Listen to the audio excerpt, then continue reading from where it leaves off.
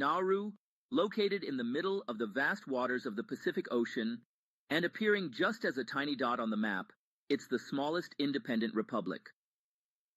Hardly 200 people make their way to this country each year. I began this journey by arriving at Istanbul Airport 3 hours early. I first flew to San Francisco in 13.5 hours. After a 7-hour layover, I took another long 13-hour flight to Nadi in the Fiji Islands, and then waited again for a 7-hour layover.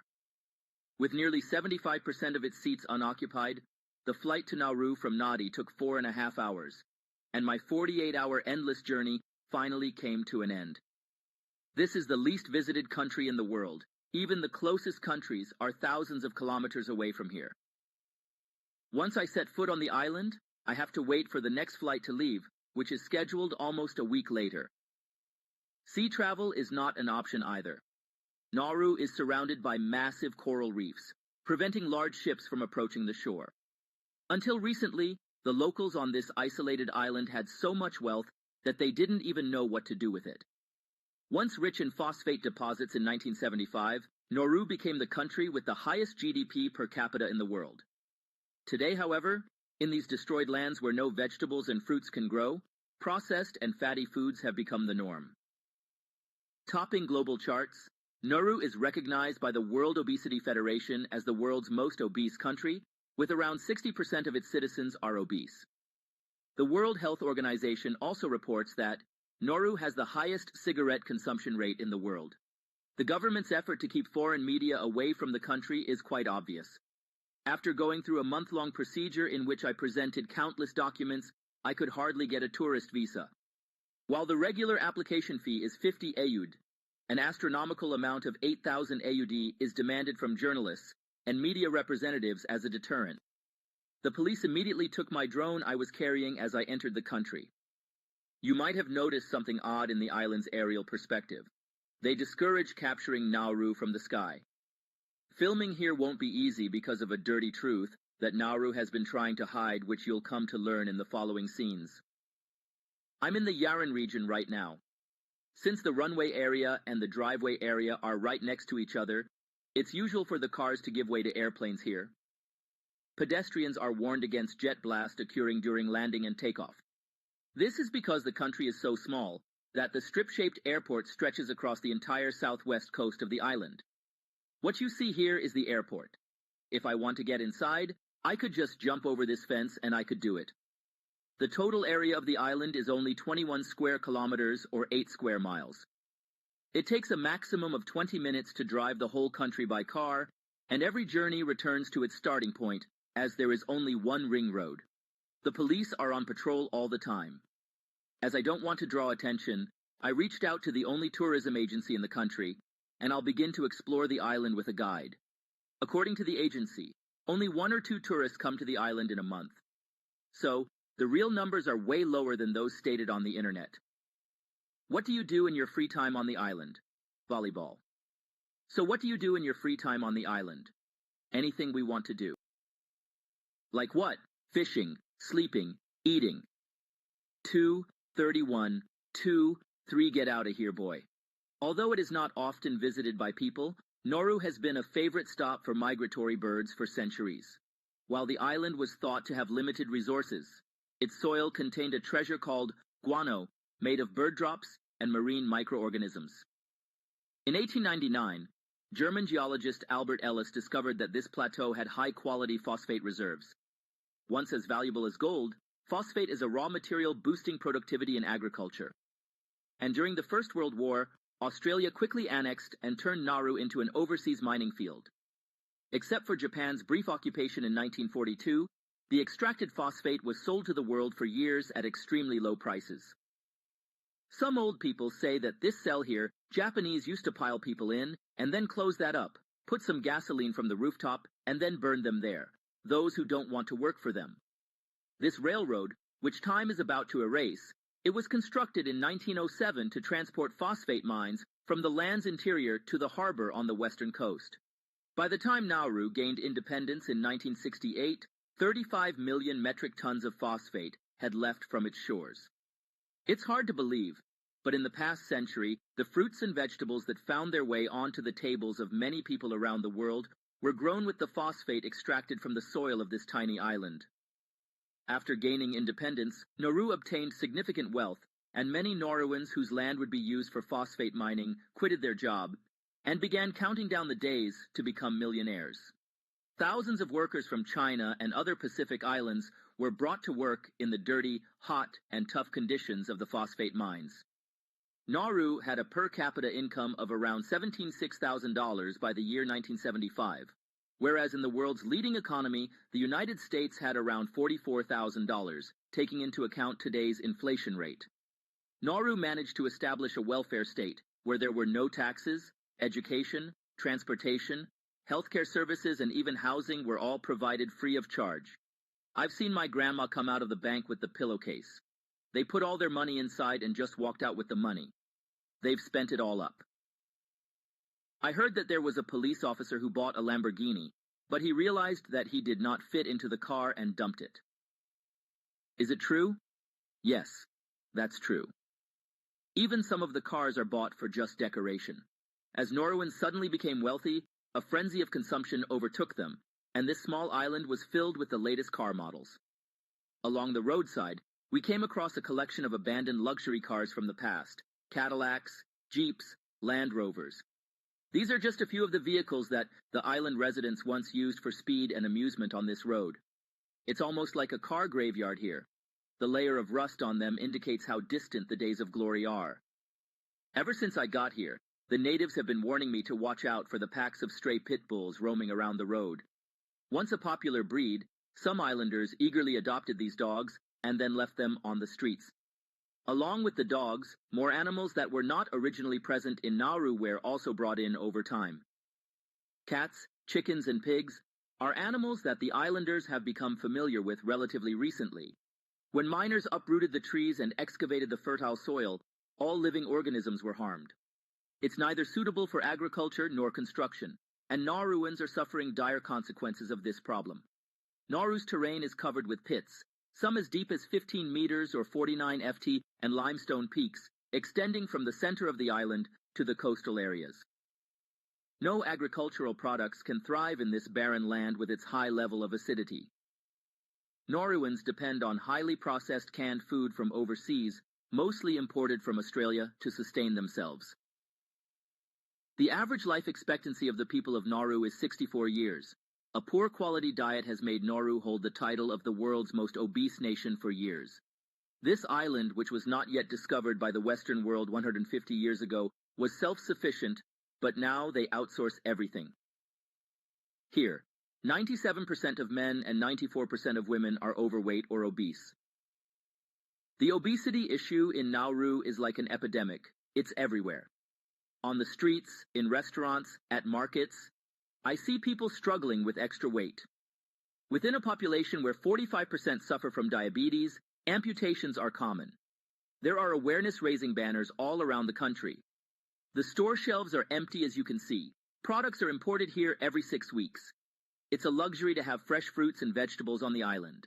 A head of cauliflower is priced at 18 AUD, and a watermelon costs 61 AUD. Many residents enjoy consuming meat products that Western countries refuse to sell to their own people, and instead market them as turkey tails to Naurans. This part of the animal, which is 75% pure fat, is far from being nutritious. Lack of living space is another drawback of phosphate mining. The destruction has left 80% of Nauru uninhabitable, squeezing its estimated 14,000 residents into a coastal area of just 4 square kilometers, or 1.5 square miles. This is Buada Lagoon, the only untouched area on the island that contains the original flora. It opens a door to the past. Nauru was once filled with this plant cover, but now it's all vanished. Here it is still possible to see banana trees, pandanus trees, and pineapple plants. Rising like sculptures, the coral rock formations on Nauru's coastline reach up to 5 meters, or 16 FOT above the sea. The ocean floor is covered by dead coral rocks that extend about 200 meters from the shore, making it impossible for large ships to dock. Many of these are underwater and become visible only when the sea recedes. This makes it possible for the people to walk up to hundreds of meters in water and hunt fish. With the destruction of trees, average temperatures have increased to around 30 degrees Celsius or 86 degrees Fahrenheit all year around.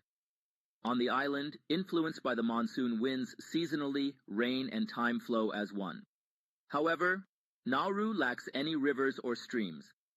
Islanders have limited access to fresh water. The country produces 2 million liters of drinking water daily by treating ocean water using reverse osmosis at these desalination plants. There's an underground lake named Mokwa Well.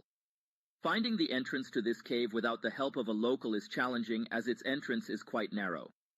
During times of war, the people of Nauru use this place both as a shelter and to access drinking water. It's filled with cans and pieces of glass. This underground lake is no longer a reliable supply of drinking water. What was religion before Christianity? We believe the Bura here. There is the altar on topside. If they give it food, it will come into life, and then it'll bring them what they are asking for. Is there anyone who still believes in Bura? Some. They believe that this water here, and they witnessed that. If you come and take a dip, it will heal your skin or maybe some other diseases. There is no official capital city in the country. However, Yaren district contains all of the institutions such as the Parliament House, embassies, the country's only police station, fire department, and the airport. There are only 11 schools here, including 3 high schools and a state university. Almost everyone on the island is fluent in English. The locals speak Nauruan as their first language.